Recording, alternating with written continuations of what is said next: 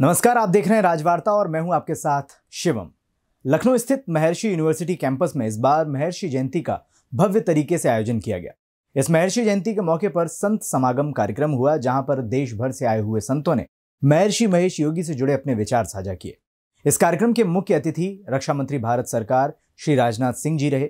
इस कार्यक्रम के दौरान संतों ने राजवार्ता से महर्षि महेश योगी जी के बारे में बात करते हुए कहा कि महर्षि महेश योगी जी ने पूरे विश्व में जिस तरह से वैदिक परंपरा का प्रचार प्रसार किया वो विश्वसनीय है। आज महर्षि महेश योगी जी की 106वीं जयंती के अवसर पर तमाम संतों से आज आपको हम रूबरू कराएंगे, उनसे जानेंगे महर्षि महेश योगी जी के बारे में। जय सिया राम। हम चूँकि अयोध्यावासी हैं और अयोध्या संत समिति के महामंत्री भी हैं, महर्षि जी की जो परिकल्पना रही है राम राज्य स्थापित करने के लिए, उस परिकल्पना से बढ़कर के और कोई परिकल्पना मानव मात्र नहीं, जीव मात्र के लिए हो नहीं सकती है। और उनकी यह संकल्पना अब धीरे धीरे साकार होती हुई दिख रही है। वृक्ष आज लगते हैं तो फल कुछ दिनों के बाद आते हैं। तो महर्षि जी महाराज ने जो विचारों के बीज बोए थे, आज वह फलीभूत हो रहा है और अयोध्या जी में भव्य श्री राम मंदिर के निर्माण भी हो रहा है। और उस निर्माण के साथ साथ जो राम राज्य की व्यवस्थाएं हैं, सब नर करहीं परस्पर प्रीति, चलहीं स्वधर्म निरत श्रुति रीति। और महर्षि जी महाराज की यह परिकल्पना जो साकार होती हुई दिख रही है, इससे हम लोग अभिभूत हैं। और लगभग 20 वर्षों से अधिक से भी महर्षि जी के इस कार्यक्रम अभियान, हर प्रकार के जो क्रियाकलाप हैं, उन सबों का हम सब लोग एक तरह से पूजक रहे हैं और आज भी उसकी पूजा करते हैं। और आने वाले समय में भी मानव समाज को इसकी आवश्यकता महसूस होगी। इसलिए यह जो सर्व कल्याण की भावना है, उसकी हम महर्षि जी के साथ वंदना करते हैं। उन्होंने वैदिक और सनातन को बढ़ाने का कार्य किया, बहुत ही महत्वपूर्ण था कि भारतवर्ष के लिए एक जिसकी आवश्यकता हमेशा पड़ती रही है, उन चीज़ों को पूरा करने के लिए महर्षि महेश योगी जी का बहुत बड़ा योगदान और बलिदान रहा है, जो इस राष्ट्र के लिए बहुत कार्य आया है और संसार में समस्त सनातनियों के लिए और वैदिक धर्म को मानने वाले के लिए कार्य आया है। महर्षि जी हमारी तो गुरु परंपरा में दादा गुरु हैं और मेरा तो सौभाग्य है कि मैं महर्षि जी के गुरु स्थान अर्थात मूल जो ब्रह्म निवास है उसकी सेवा का हमें अवसर प्राप्त है। और महर्षि जी की दूरदृष्टि, राम राज्य की कल्पना तो लोग आज संवैधानिक व्यवस्था में कर रहे हैं, लेकिन राम राज्य की राजधानी अयोध्या बने, श्री राम जन्मभूमि मुक्त हो, ये तो महर्षि जी ने जीवन भर अकेले दम पर प्रयास किया। पूरे दुनिया के 127 से ज़्यादा जहाँ हिंदू सभ्यता के पदचिन्ह थे, उसके अतिरिक्त भी देशों में सनातन धर्म की दुंदुभी पूज्यपाद ब्रह्मानंद जी अपने गुरुदेव के आशीर्वाद से उन्होंने बजाई। वो युग परिवर्तक, युग पुरुष के रूप में हैं और आज हम बड़े सौभाग्यशाली हैं कि ऐसे महापुरुष, जिसको अद्वितीय महापुरुष हैं, उनके जयंती पर 106 जयंती उनकी मनाई जा रही है बड़े भव्यता और दिव्यता के साथ। और उनकी जयंती एक वास्तविकता, एक साधारण नहीं है। हम सब सौभाग्यशाली भी हैं। मैं ऐसा मानता हूं कि उनके इस जयंती में मुझे आने का अवसर मिला और मैं आया हूं। और वो एक साधारण व्यक्ति नहीं, जिन्होंने इस गंगा को, भारत की गंगा को, भारत की आध्यात्मिक गंगा को, भारत के उस योग को पूरी दुनिया में जाकर स्थापना किया। तो एक महान व्यक्ति थे। मैं युग परिवर्तक के रूप में उनको जानता हूँ, मानता हूँ। महर्षि जी के जीवन से अगर सत्यता में, वास्तविकता में समझें तो युवा पीढ़ी को ही सीखने की आवश्यकता है, क्योंकि ये वेद और विज्ञान दोनों का समन्वय बताते हैं। ये कहते हैं जीवन में अगर उत्कृष्टता चाहिए, श्रेष्ठता चाहिए, तो आप ध्यान करें, यानी आप अपनी एकाग्रता को मेंटेन करें, आप अपने अस्तित्व को, अपने वास्तविक स्वरूप को समझें और जानें। क्योंकि देखिए, नासा में केवल साइंटिस्ट होते हैं, रिसर्चर होते हैं और भारत में ऋषि होते हैं।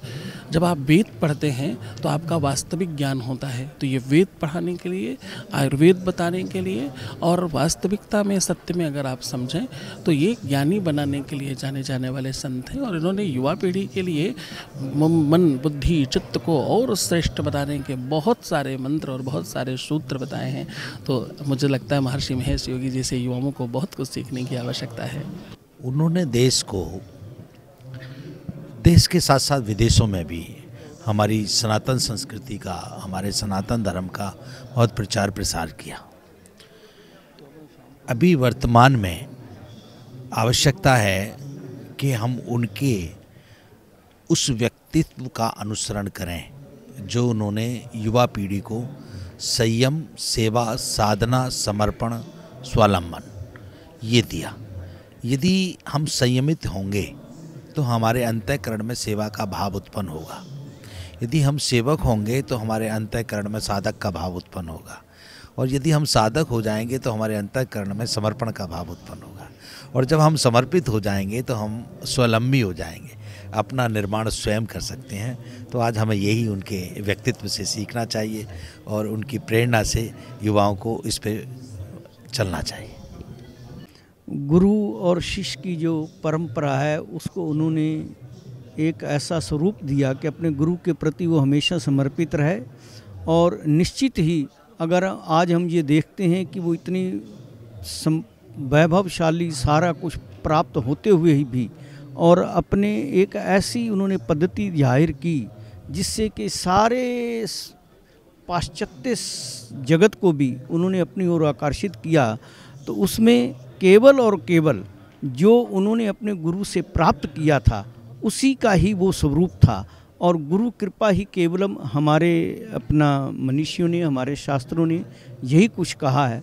और उनके ऊपर अपने गुरु की ऐसी कृपा रही कि उनके अंदर एक ऐसा आकर्षण पैदा हुआ उनकी वाणी में। और जो उन्होंने वैदिक अपनी संस्कृति की जो उन्होंने धारा अपने गुरु जी से सीखी उसी का ही वो प्रवाह निरंतर पूरे विश्व में करते रहे।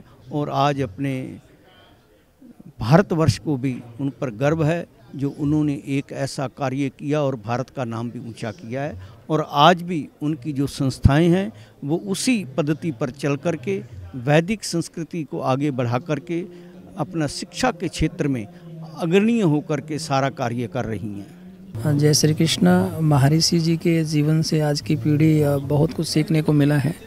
और महर्षि जी का जो एक उद्देश्य था वो उद्देश्य था कि जन जन तक, हर एक आज के समय के युवा पीढ़ी तक ऐसा संदेश जाए कि वो आगे जाकर एजुकेशन लाइन में या धर्मार्थ में नाम रोशन करे, एक अच्छे सात्विक गुण उसके अंदर आए।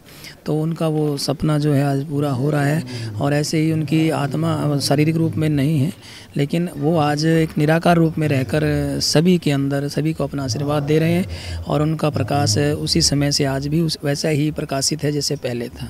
महर्षि महेश योगी जी ने जितना भी कार्य भारतीय संस्कृति के लिए हिंदुस्तान में ही नहीं अपितु अनेक कंट्रियों में, विश्व में कार्य किया है, ऐसा कार्य भूतो न भविष्यति, ऐसा कार्य आज तक पहले कभी नहीं हुआ था, ना है, ना आगे उनके जैसा कोई कर पाएगा।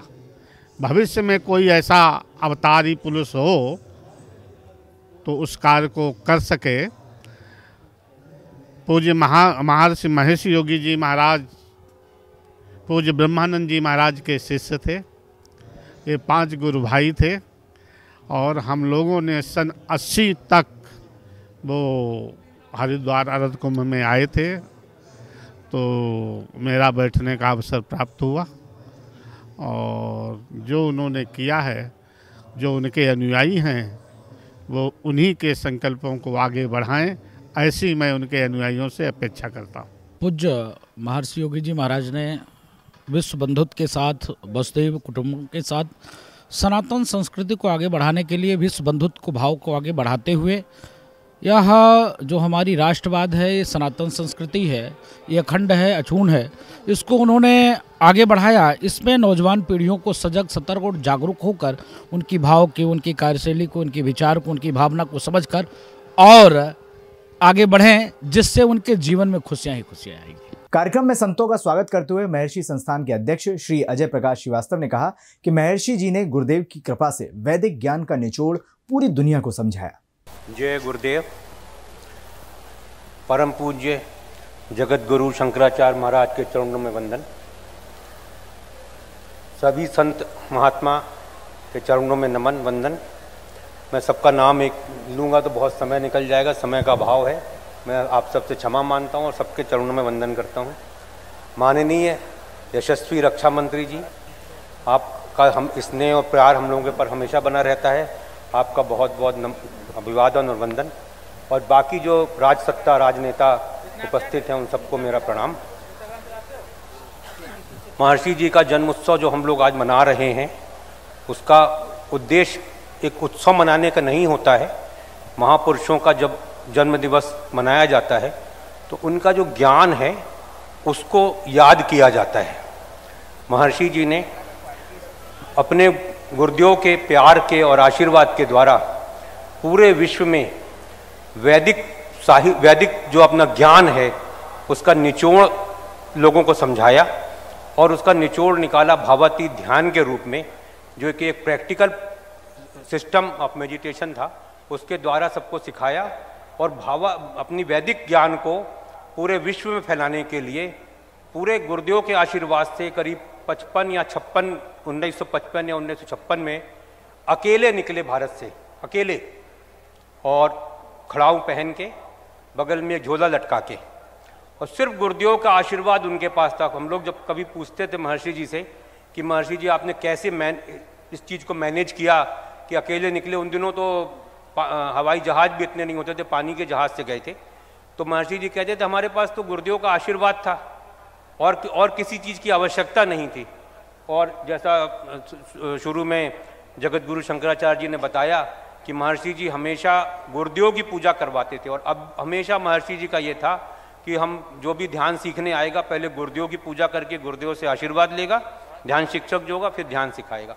तो उस गुरुदेव की कृपा से उन्होंने जो वैदिक अपना ज्ञान है उसका निचोड़ पूरी दुनिया को समझाया और मन की शांति कैसे प्राप्त होती है, आत्मानंद का अनुभव कैसे होता है, इसका उन्होंने लोगों को ज्ञान दिया। मन की शांति, आत्मानंद का, जिसको हम लोग आत्मानंद का सागर बोलते हैं, जो अपने अंदर है, उसको कैसे प्राप्त करना और उसके द्वारा कैसे जीवन में शांति और संतोष और सुख प्राप्त करना। महर्षि जी हमेशा कहते थे जीवन का जो उद्देश्य है वो सुखी रहने के लिए है, और इसी को उन्होंने पूरे दुनिया में सिखाया। और उसके साथ साथ वैज्ञानिकों को इन्वॉल्व किया कि आप ये देखो कि जो ज्ञान हमारे देश का वैदिक ज्ञान है उसमें जो फल निहित है, जो उसके बारे में बताया गया है, उसको आप अपने विज्ञान के सिद्धांतों से उसको परखो और परख के बताओ कि हम लोग जो कहते हैं वो सही है कि नहीं। और करीब 600-700 रिसर्च हुई पूरी दुनिया में। महर्षि जी ने जो भावातीत ध्यान का और भावातीत ध्यान सिद्धि प्रोग्राम का जो प्रोग्राम उन्होंने बताया सबको, और सब जगह ये पाया कि हम लोग तो भारत में तो सब मानते हैं, जो वेद में लिखा है, जो हमारी पुस्तकों में लिखा है वो सर्वमान्य है, सर्वसिद्ध है, उसको सिद्ध करने की जरूरत नहीं है। लेकिन पाश्चात्य देशों में उनको जब तक कोई उसका एक्सपेरिमेंट करके, कोई उसके ऊपर प्रयोग करके ना बताए तो उसका ये फल निकला और उससे ये हुआ, तब वो मानेंगे। तो वो महर्षि जी ने कहा कि आप परख लो, जो परखना है परख लो। हमारा जो ज्ञान है वो निरंतर काल से चला आ रहा है, और उस ज्ञान का ये प्रभाव है कि मन में जो आत्मा का जो सागर है, आत्मानंद है जिसको हम बोलते हैं, आत्मा का जो आनंद है वो आपको प्राप्त होता है। और वास्तव में लोगों को प्राप्त हुआ, और जो साइंटिफिक रिसर्च हुई उसके जो रिजल्ट आए उससे ये प्राप्त हुआ कि वास्तव में लोग जो हैं उसको प्राप्त कर सकते हैं। फिर महर्षि जी ने 2 बहुत बड़े बड़े प्रयोग किए, और उन प्रयोगों के द्वारा ये पाया कि जहाँ पे बहुत बड़ा ग्रुप 7-8 हज़ार लोग एक साथ बैठ के ध्यान करते हैं, भावातीत ध्यान और भावातीत ध्यान सिद्धियों का उपयोग करते हैं और उनका अनुभव करते हैं, उस जगह पे सारे नेगेटिव नकारात्मक शक्तियाँ खत्म हो जाती हैं और सारी सकारात्मक शक्तियाँ बढ़ती हैं। तो महर्षि जी ने उसका एक नारा दिया कि हमारे जो वैदिक सिद्धांत हैं, हमारे जो वैदिक ज्ञान है, उसके द्वारा विश्व शांति प्राप्त की जा सकती है। महर्षि ने उसका नाम दिया वर्ल्ड पीस, और अपना सिद्धांत बनाया कि वर्ल्ड पीस हम प्राप्त कर सकते हैं भारतीय सिद्धांतों के द्वारा। और हमारे महर्षि जी के जाने के 14 साल के बाद अब ये समय आ रहा है जो हमारी सरकार, हमारे यशस्वी रक्षा मंत्री जी, हमारे यशस्वी प्रधानमंत्री जी, इनके संरक्षण में जो सरकार हमारी, जो देश हमारा चल रहा है, उससे ये प्राप्त हो रहा है कि भारत देश का जो एक महत्व दुनिया में जाना जा रहा है कि भारत के पास ऐसे सिद्धांत हैं लोग अब भारत की तरफ देखते हैं कि युद्ध कैसे रुका जाए, विश्व में शांति कैसे लाई जाए। तो ये जो सिद्धांत हमारे वेद के सिद्धांत हैं, इनका उपयोग करके वास्तव में विश्व शांति प्राप्त की जा सकती है। महर्षि जी ने 2 बड़े बड़े प्रयोग करके इसका उदाहरण प्रस्तुत किया कि ये संभव है। तो बड़ा और बहुत बड़ा ग्रुप नहीं, 7-8 हज़ार 9 हज़ार लोगों का एक ग्रुप इकट्ठा होकर के विश्व में कहीं पे भी भावातीत ध्यान सिद्धि अभ्यास करके इस तरह के प्रयोग के द्वारा एक बहुत बड़ा विश्व में सुख और शांति का वातावरण पैदा किया जा सकता है। और ये सब सिद्धांत जो हैं, ये महर्षि जी ने सिर्फ अपने वेद से लिए, अपनी गुरु की कृपा से उनको प्राप्त हुए हैं और उन्होंने उसका वर्णन कराया, उसके वैज्ञानिकों से उसका वो करवाया, रिसर्च करवाई उसके ऊपर, और लोगों ने पाया कि ये सत्य है, इस तरह का सिद्धांत किया जा सकता है। हम इनको महर्षि जी को जो आज याद कर रहे हैं, वो सिर्फ इसलिए नहीं कि हमको एक उत्सव मनाना था महर्षि जी का जन्मदिन का, सिर्फ ये उद्देश्य नहीं था। सारे संत महात्माओं, हम लोग बहुत ही, हमारी ये जो भूमि जहाँ हम लोग खड़े हैं आज, ये बहुत पवित्र हो गई। महर्षि यूनिवर्सिटी ऑफ इंफॉर्मेशन टेक्नोलॉजी और महर्षि विद्या मंदिर की भूमि आज आप संतों महात्माओं के आगमन से, हमारे रक्षा मंत्री जी के आगमन से, हमारे राजनेताओं के आगमन से बहुत ही हम लोगों का एक बहुत ही अच्छा अवसर है कि हम लोगों को ये अवसर मिला कि हम संत महात्माओं का सम्मान कर सकें, अपने राजनेताओं का स्नेह व प्यार प्राप्त कर सकें। आप सबका बहुत बहुत धन्यवाद और महर्षि जी की जय। वहीं राजनाथ सिंह ने लोगों को संबोधित करते हुए कहा कि 12 जनवरी को एक नहीं 2 महापुरुषों की जयंती मनाई जाती है, स्वामी विवेकानंद जी और महर्षि महेश योगी जी की, और दोनों ही महापुरुषों ने भारत की संस्कृति का पूरे विश्व से परिचय कराया।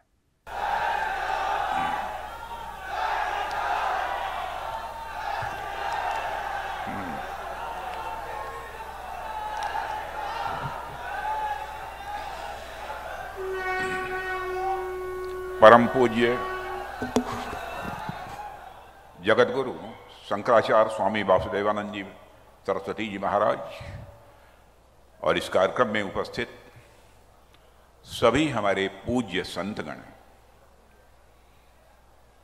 सबसे पहले अपने सभी पूज्य संतों के चरणों में शीश झुकाकर मैं अपना प्रणाम निवेदित करता हूं। अन्य भी महानुभाव इस मंच पर उपस्थित हैं, लेकिन सबका नाम लेने पर अधिक समय लगेगा, इसलिए मैं उनकी उपस्थिति की अनुभूति मात्र कर पा रहा हूं। और हमारे इस कार्यक्रम में श्री अध्यक्षता कर रहे श्री अजय प्रकाश जी श्रीवास्तव, अन्य सभी सम्मानित देवियों व सज्जनों, इस मंच के संचालक महोदय ने यह कहा कि मैं आप सबके समक्ष उपस्थित होकर मैं आशीर्वचन दूं। मैं यही कहना चाहूंगा कि हमारे अंदर वह योग्यता, क्षमता, प्रतिभा नहीं है कि मैं आशीर्वचन दे सकूं। आशीर्वचन देने वाले तो हमारे इस मंच पर विराजित हैं, उन्हीं के आशीर्वचन की आवश्यकता हम सभी को है। जहां तक आज के इस दिन का प्रश्न है, निश्चित रूप से आज का दिन बड़ा ऐतिहासिक दिन है, क्योंकि आज 12 जनवरी के दिन एक नहीं बल्कि 2-3 महापुरुषों की जयंती मनाई जाती है। मैं यहां पर केवल 2 महापुरुषों की ही चर्चा करूंगा, स्वामी विवेकानंद जी और महर्षि योगी जी।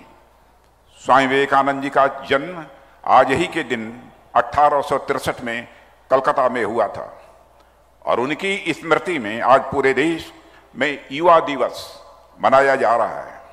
उन्होंने भारतीय अध्यात्म, ज्ञान और संस्कार से पूरे विश्व का परिचय कराया और इसी 12 जनवरी को 1918 में जबलपुर में महर्षि महेश योगी जी का जन्म हुआ था, जिन्होंने योग और साधना के भारतीय ज्ञान को पश्चिमी देशों तक पहुंचाया। मेरे साथियों, स्वामी विवेकानंद और महर्षि योगी दोनों ही भारत के कल्चरल आइकन, कल्चरल एम्बेसडर, सांस्कृतिक दूत माने जाते हैं। आज का यह कार्यक्रम भले ही महर्षि महेश योगी जी की स्मृति में आयोजित किया गया है, मगर हमें यह बात भी ध्यान में रखनी चाहिए कि यदि स्वामी विवेकानंद ने पश्चिम में भारत की ज्ञान पताका न फहराई होती तो महर्षि योगी जैसे योगाचार्यों की राह शायद और जटिल हो जाती है। इसलिए मैं मानता हूं कि आज के दिन हमें दोनों ही महापुरुषों का स्मरण करना चाहिए। स्वामी विवेकानंद जी ने प्राचीन भारतीयता की पताका को आधुनिक आधार प्रदान कर संपूर्ण विश्व में लहराया और भारतीय मूल्यों और सनातन धर्म को दुनिया भर में प्रसारित किया। स्वामी विवेकानंद के बाद भारतीयता को संपूर्ण विश्व में किसी ने सर्वाधिक प्रतिष्ठित किया तो मैं समझता हूं कि वह महर्षि महेश योगी जी ही थे। इस अवसर पर मैं महर्षि महेश योगी जी को सादर नमन करता हूं, स्मरण करता हूं और इस महत्वपूर्ण आयोजन के लिए आयोजन मंडल से जुड़े आप सभी लोगों को हार्दिक बधाई देता हूं, साधुवाद देता हूं।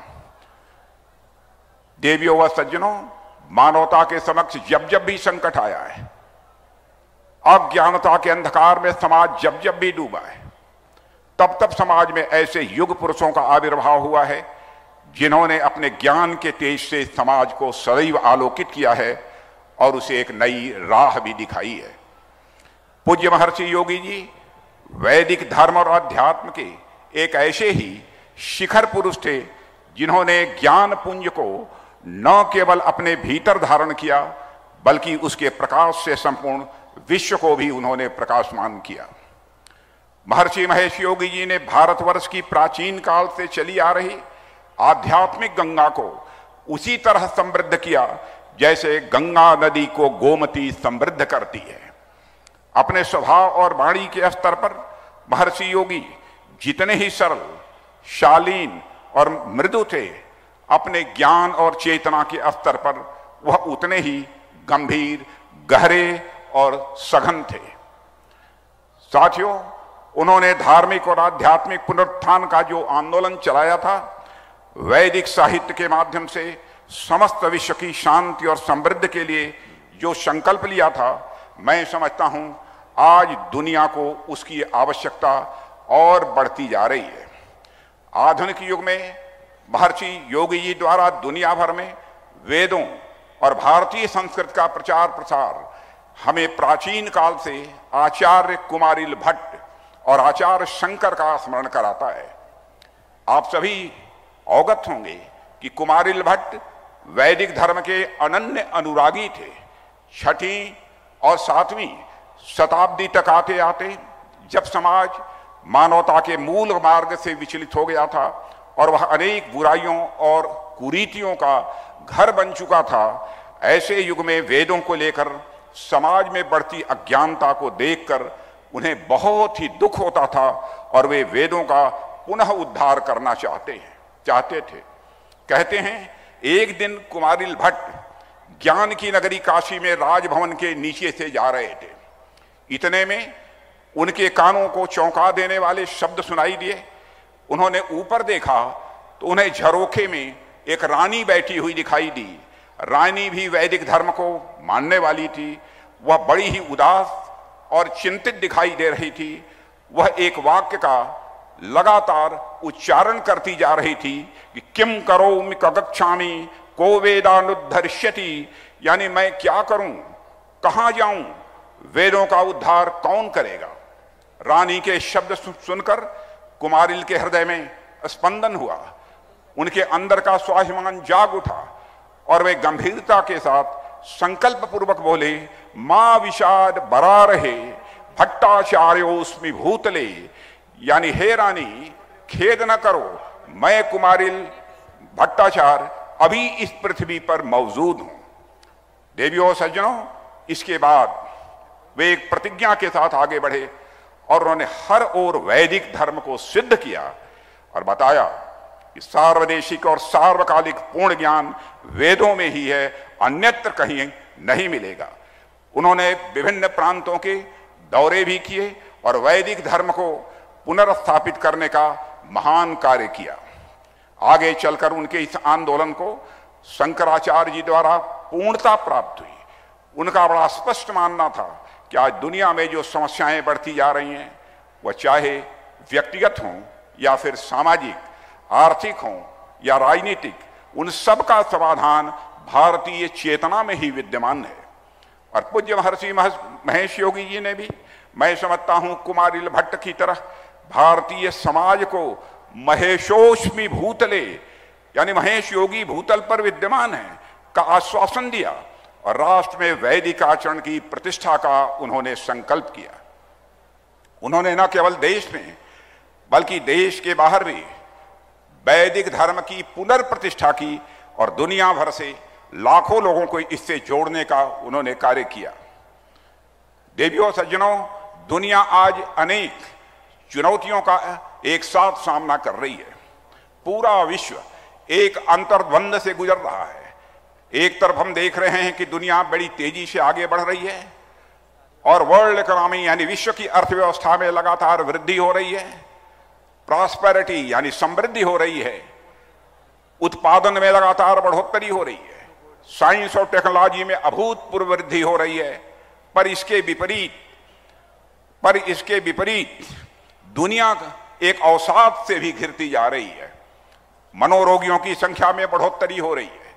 लोगों, परिवारों, समाजों और राष्ट्रों के बीच संबंधों में विघटन होता जा रहा है। टकराव की स्थितियां बन और बढ़ रही हैं। पिछले 100 सालों में पर्यावरण का इतना विनाश हुआ है कि उतना शायद उसके पहले के 1000 सालों में भी कभी नहीं हुआ है। मेरे साथियों, अपार भौतिक सुख सुविधाओं की मौजूदगी के बावजूद मानव आत्मिक सुख को ऐसे ढूंढ रहा है जैसे कोई मृग जंगल जंगल कस्तूरी ढूंढता फिरे। इस तथ्य के बावजूद कि कस्तूरी उसी के अंदर विद्यमान है, कहीं बाहर नहीं है, मनुष्य भी कमोवेश इसी स्थिति से गुजर रहा है और वह अपने साथ साथ पूरी मानवता के लिए संकट खड़ा कर रहा है। ऐसे में मैं समझता हूं, अपने प्राचीन ज्ञान, साधना और तप को आधार बनाकर भारत एक बार फिर से समस्त विश्व का मार्गदर्शन कर सकता है और मानवता को एक शांत, सुखमय और समृद्ध भविष्य की ओर अग्रसर कर सकता है। यह ताकत भारत के अंदर है। देवियों और सज्जनों, महर्षि महेश योगी जी ने इसी विचार का बीजारोपण आज से कुछ दशक पूर्व किया था, जो आज एक विशाल वृक्ष बनकर भारत समेत पूरे विश्व को शीतल छाया प्रदान कर रहा है। मानवता के हितार्थ वेदों के पुनरुद्धार का जो संकल्प उन्होंने अपने जीवन में लिया था, उसकी सिद्धि के लिए उन्होंने अपना पूरा जीवन ही समर्पित कर दिया। महर्षि योगी जी का मानना था कि वेद के उद्धार की बात तब आती है जब लोक में क्रिया शक्ति कुंठित हो जाती है। क्योंकि ज्ञान की सत्ता जितनी प्रबल रहेगी उतनी क्रिया शक्ति गठित रहेगी और जितनी क्रिया शक्ति सफल रहेगी उतना ही व्यवहार सफल रहेगा। इसीलिए क्रिया शक्ति को प्रबल करने के लिए ज्ञान की सत्ता जागृत रहनी चाहिए और ज्ञान की सत्ता का नाम ही वेद है। ज्ञान और क्रिया दोनों वेद में गठित हैं, इसलिए वेद का अध्ययन पुस्तक रूप में ही करना उचित नहीं है, बल्कि उसके आगे जाकर उसे अपनी चेतना तक ले जाने की बड़ी आवश्यकता है। वेद जब हमारी चेतना में होंगे तो हमारी हर एक क्रिया वेदानुसारी होगी, यानी धर्मानुसारी होगी, और यह आचरण समस्त दुखों के निवारण और समस्त सुखों का मूल है। महर्षि जी बताते थे कि संपूर्ण वेद को धर्म के मूल रूप में स्वीकार किया गया है। वेदोक्षरो धर्म मूलम, सारे धर्म कहाँ निवास करते हैं? वेद में निवास करते हैं। वेद सभी धर्मों के मूल में है।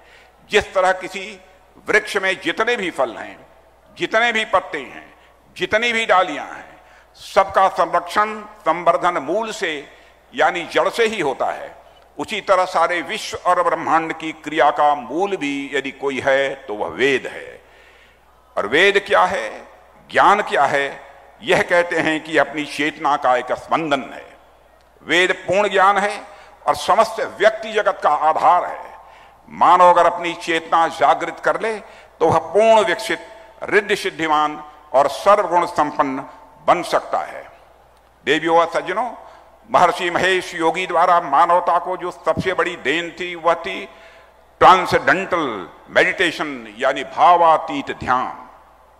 आप सभी लोग स्वयं ज्ञानी हैं और भावातीत ध्यान के विषय में अच्छी जानकारी पूज्य संतों ने भी आपको दी है और आप में से बहुत सारे लोग इसकी जानकारी रखते भी हैं। इस ध्यान का नियमित अभ्यास व्यक्ति की समस्याओं का समाधान प्रस्तुत करता है। इसकी प्रक्रिया जटिल न होकर बहुत ही सरल है और सहज है। किसी भी पृष्ठभूमि के लोग कहीं भी इसका अभ्यास कर सकते हैं। पर भावातीत ध्यान के बारे में मैंने जितना जाना है वह यह है कि इस ध्यान पद्धति के माध्यम से उन्होंने धर्म और अध्यात्म को एक धरातल पर लाकर खड़ा कर दिया। लोग ये कह सकते हैं धर्म और अध्यात्म में अंतर क्या है? धर्म और अध्यात्म में अंतर है। भारतीय भावातीत ध्यान के माध्यम से महर्षि योगी ने उन्होंने मानव जीवन में धर्म और अध्यात्म को एक साथ आत्मसात कराने का प्रयास किया और इसमें वह बहुत हद तक वह सफल भी रहे। अब प्रश्न उठता है कि धर्म और अध्यात्म में अंतर क्या है?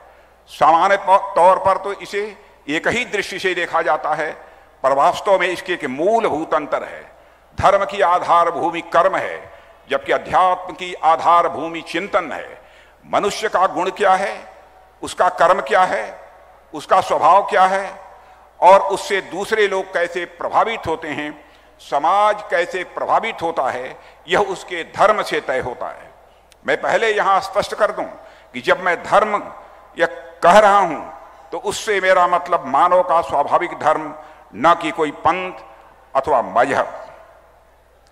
और मैं यहां स्पष्ट करना चाहूंगा, पूज्य संतों से भी विनम्रता पूर्वक अनुरोध करना चाहूंगा कि मैं धर्म को जिस तरीके से परिभाषित करता हूं वह मैं उसकी परिभाषा आप सबके समक्ष उपस्थित करना चाहता हूं।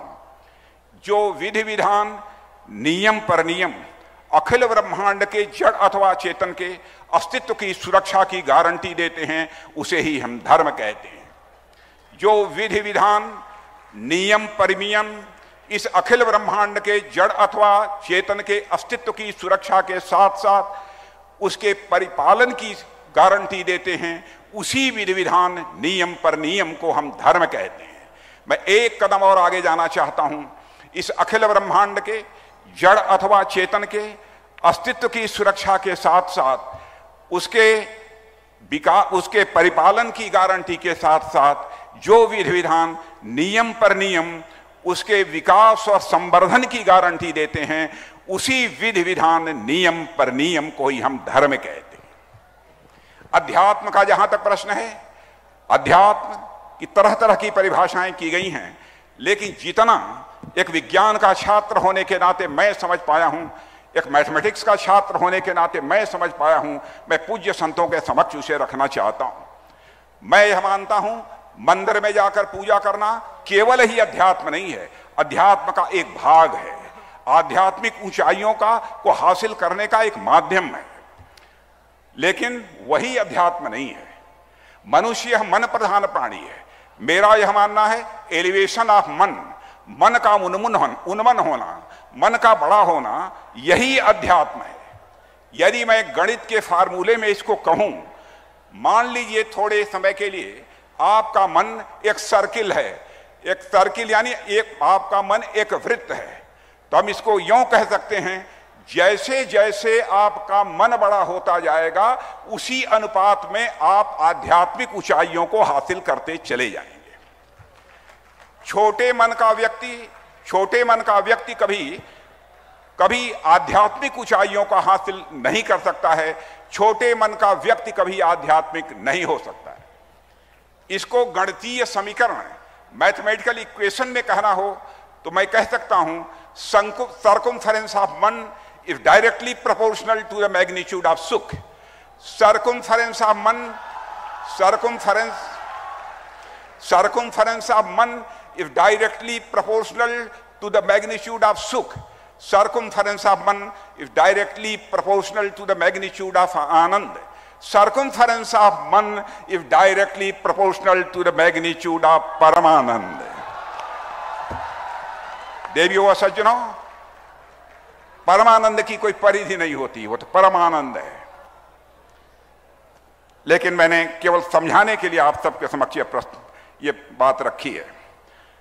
हमारे यहां कहा गया है कि धारयति इति धर्म, जो धारण किया जाता है वही धर्म है। ठीक वैसे ही जैसे तप अग्नि का धर्म है, जलना उसका धर्म है और समाज उसके ताप के गुण से ही प्रभावित होता है। शीतलता जल का धर्म है और समाज उसके इसी गुण से प्रभावित होता है। काटना तलवार का धर्म है और समाज उसके इसी गुण से प्रभावित होता है। देवियों और सज्जनों, महर्षि योगी जी कहते थे कि हर एक वस्तु अपने धर्म से सत्तावान होती है। फूल का अपना धर्म है और वही उसे फूल बनाए रखता है। फूल अपना धर्म त्याग दे तो फिर वह फूल नहीं रह जाएगा। फल का भी अपना धर्म है और वही उसे फल बनाए रखता है। फल अपना धर्म त्याग दे तो वह फल नहीं रह जाएगा। ऐसे ही कांटे, वृक्ष, पशु पक्षी सबका अपना धर्म है और सबकी अपनी पहचान अपने धर्म से ही होती है। इसी प्रकार मनुष्य का अपना धर्म होता है दयालु होना, दूसरों की मदद करना, समाज के हित और अनहित पर विचार करना और सबसे महत्वपूर्ण सदकर्म करना। यह मनुष्य का धर्म है और जो यह सब करता है वह मेरी दृष्टि से धार्मिक है। क्या फर्क पड़ता है कि वह किस खास रंग का कपड़ा पहनता है या नहीं, रोज मंदिर मस्जिद या अन्य पूजा घर जाता है या नहीं, आए दिन व्रत उपवास करता है अथवा नहीं।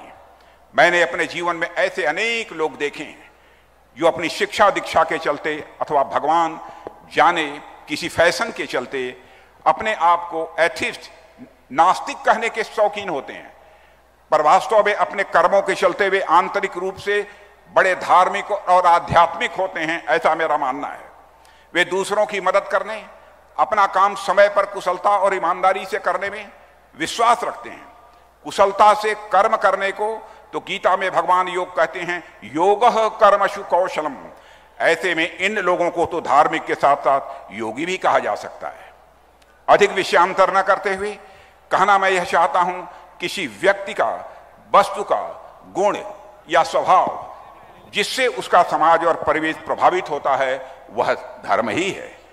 पर वह मनुष्य स्वयं के बारे में क्या सोचता है, क्या विचारता है, वह स्वयं को क्या समझता है, कितना आत्मिक चिंतन करता है और आत्मा और परमात्मा से वह कितना जुड़ पाता है, यह उसकी अध्यात्म वृत्ति से ही तय होता है।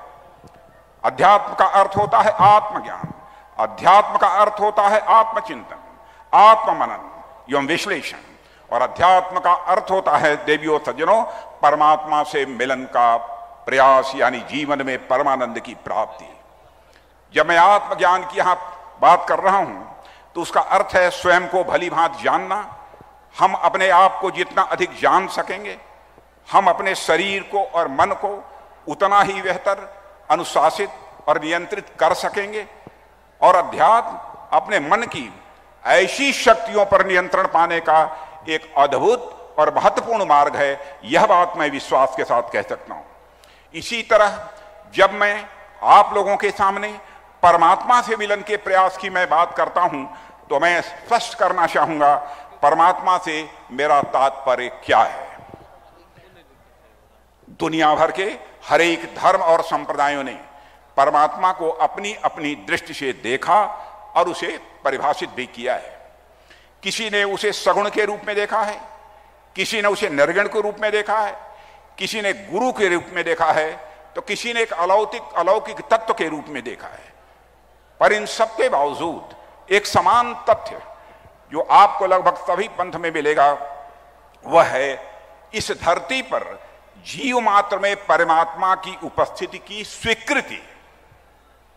और जो मनुष्य प्रत्येक जीव जंतु में परमात्मा को अनुभव कर सकेगा वह बिना किसी भेदभाव के निश्चित रूप से उनके प्रति प्रेम और दया का भी अनुभव कर सकेगा। हमारे ही देश के ऋषियों और मनीषियों ने कहा है, यत पिंडे तद ब्रह्मांडे, जो पिंड में है वही ब्रह्मांड में है, जो जड़ में है वही चेतन में है, जो सूक्ष्म में है वही विवर्त में है, जो मेरे में है वही तेरे में है। यह तो भारत के ऋषियों और मनीषियों का ही यह ज्ञान है। यानी अध्यात्म हमें सर्वत्र परमात्मा की उपस्थिति का अनुभव कराता है और धर्म सभी के प्रति प्रेम और दया का भाव रखना सिखाता है। इसलिए आप देखेंगे तो पाएंगे कि प्रत्येक धार्मिक मनुष्य आध्यात्मिक भी हो यह आवश्यक नहीं है। प्रत्येक मनुष्य जो सच्चा आध्यात्मिक होगा वह अनिवार्य रूप से धार्मिक होगा ही, इस बात की पक्की गारंटी है। इसलिए महर्षि महेश योगी ने भावातीत ध्यान के माध्यम से, भावातीत ध्यान या जहां तक अनुभव किया जा सकता उसके परे आगे जाकर, तो योगी जी ने भावातीत ध्यान के माध्यम से मानव को अध्यात्म की ओर मोड़ा और मानव को आध्यात्मिक और धार्मिक दोनों बनाने का उन्होंने अपनी तरफ से महत्वपूर्ण प्रयास किया है। मेरे देवियों सज्जनों, इस ध्यान के बारे में उनका मत था कि transcendental meditation opens the awareness, transcendental meditation opens the awareness to the infinite reservoir of energy. Transcendental meditation opens the awareness to the infinite reservoir of energy, creativity and intelligence that lie deep within everyone. मनुष्य को वह ज्ञान का आगार मानते थे, उसे चलता फिरता वेद मानते थे। जरूरत है तो बस उस ज्ञान के भंडार को के ऊपर पड़े हुए आवरण को हटाने की और उन वेदों को पन्नों को पलटने की, और इसके लिए भावातीत ध्यान को उन्होंने बहुत ही एक सरल माध्यम माना। और साथियों, जैसा कि मैंने पहले कहा, दुनिया आज अनेक समस्याओं से घिरी हुई है और जितनी भी समस्याएं हैं वह मानव मन के कारण ही है। और एक मानव के मन की अनुशासनहीनता दूसरे मानव के लिए एक समस्या का कारण बन जाती है। एक मानव के मन का लालच दूसरे मानव की संपत्ति की लूट का कारण बन जाता है, और एक मानव के मन की वर्चस्व की आकांक्षा दूसरे मानव के अस्तित्व के लिए खतरा पैदा करती है। और इसी प्रकार मानव का मन अंतहीन इच्छाओं और आकांक्षाओं के पीछे भागता रहता है और वह नित्य नई समस्याओं को भी जन्म देता रहता है। योगी जी ने कहा है, महेश योगी जी ने किसी प्रकार की आर्थिक, सामाजिक या वैज्ञानिक उपलब्धि को तो बारो बड़ी प्रशंसा की निगाह से देखता है, पर इसके पीछे जो कीमत चुकानी पड़ती है उसे सामान्य रूप से मानव अनदेखा कर देता है। उदाहरण के लिए, अपनी समृद्धि यानी अपनी प्रॉस्पेरिटी के लिए मानव प्रकृति का विनाश करने से पीछे नहीं हटती, पर उसकी भरपाई के लिए उतना प्रयास नहीं करता है यह मनुष्य। और आधुनिक युग में साथियों, एक बड़ी समस्या है कि जो किसी क्षेत्र विशेष को प्रभावित न कर संपूर्ण विश्व को यह प्रभावित करती है। और इससे निजात पाने के लिए अपनी चेतना को जागृत करना सबसे महत्वपूर्ण कार्य है, और भावातीत ध्यान इसका एक प्रमुख माध्यम है। देवी और सज्जनों, समाज और राजनीति के प्रति भी पूज्य महर्षि महेश योगी जी के बड़े दूरदर्शी विचार थे। उनका मानना था कि राम राज्य केवल त्रेता की ही चीज नहीं है, बल्कि इस कलयुग में भी उसकी स्थापना हो सकती है। राम राज्य की स्थापना से उनका तात्पर्य एक आदर्श समाज से था, जहां एक मानव दूसरे मानव को समझ सके, जहां ज्ञान और प्रज्ञा की अविरल धारा बहती हो और समाज के समस्त नागरिक उससे लाभान्वित हो सकते हो। आज जरूरत है इस बात की कि हम पूज्य गुरुदेव के संदेशों को आत्मसात करते हुए कर्तव्य पथ पर आगे बढ़ें, स्वयं को हम लाभान्वित भी करें और समाज को भी लाभान्वित करें। यही आज के आयोजन का प्रतिफल होगा, ऐसा मेरा मानना है। देवियों और सज्जनों, महर्षि योगी जी ने जिस राम राज्य की परिकल्पना की पिछली शताब्दी के 8वें दशक में की थी, वह उनके लिए केवल एक विचार नहीं था, उसको धरातल पर लाने के लिए उन्होंने बहुत प्रयास भी किया है। उन्होंने राम राज्य के विचार की राजधानी अयोध्या में स्थापित करने का संकल्प लिया।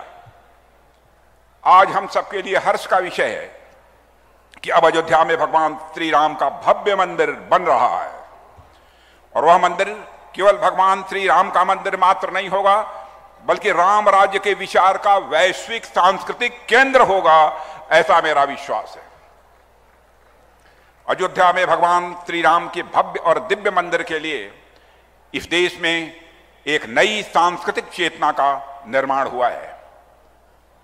मेरे बहनों भाइयों, इसी नई सांस्कृतिक चेतना ने एक नए भारत को जन्म दिया है, एक ऐसा भारत जो कि सशक्त भी हो और एक ऐसा भारत जो समृद्धशाली भी हो। आज इस अवसर पर मैं एक बात और कहते हुए अपना निवेदन समाप्त करना चाहूंगा कि जैसा कि हमारे शास्त्रों में कहा गया है कि अपरनिष्ठो तस्यो पदेशस्य पुनर्न्यायम प्रकाशनम, यानी जिस विषय में हम बहुत पारंगत न हों उस विषय पर बहुत अधिक ज्ञान का प्रदर्शन नहीं करना चाहिए। इसलिए मेरी सीमित विद्या से महर्षि योगी को मैं जितना समझ सका हूं उसे मैंने आप लोगों के सामने रखने की अपनी तरफ से भरपूर कोशिश की है। इस अवसर पर और अधिक कुछ नहीं कहते हुए मैं आप सभी को धन्यवाद देता हूं और पूज्य संत जो हमारे मंच पर विराजित हैं उनके चरणों में एक बार पुनः शीश झुकाकर प्रणाम करते हुए अपना निवेदन यहीं पर मैं समाप्त करता हूं। आप सबको बहुत बहुत धन्यवाद।